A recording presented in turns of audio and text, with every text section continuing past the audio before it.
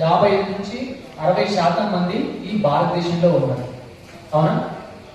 So భారతదేశాన్ని ఒక democratic కంట్రీని ముందుకు నడిపే 4 స్తంభాలైనటువంటి ఎగ్జిక్యూటివ్, లెజిస్లేటివ్, జ్యుడిషియరీ అంటే కోర్టులు, ఎగ్జిక్యూటివ్,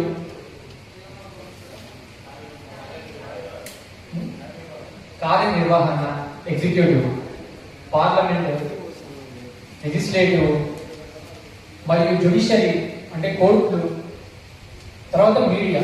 మనకు భారతదేశంలో పాలసీస్ ఇక్కడ తయారైతే పాలసీ ఇంప్లిమెంటేషన్ ఇక్కడ జరుగుతుంది. భారతదేశం ఎలా ముందుకు పోవాలో భారతదేశం యొక్క నిర్మాణం ఇక్కడ జరుగుతుంది. సో ఈ 4 స్తంభాలైనటువంటి డెమోక్రటిక్ పిల్లర్స్ లో మనం యొక్క రిప్రజెంటేషన్ ఎంత ఉంది? సో మనం 60% మంది భారతదేశంలో ఉన్నప్పటికీ మన రిప్రజెంటేషన్ ఈ 4 స్తంభాల్లో ఎంత ఉంది?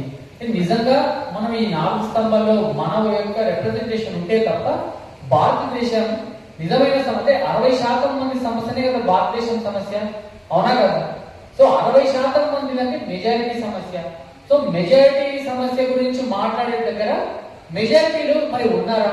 ఆ సమస్య గురించి పరిష్కరించుకోవడానికి దాని యొక్క పాలసీస్ తయారు చేసేదానికి మనం ఇక్కడ ఉన్నామా? 60% మంది ఉన్నామా ఈ 4 పిల్లలలో అని మనం ఒకసారి వెతికితే మనము నిజంగా ఆశ్చర్యానికి గురవుతాం.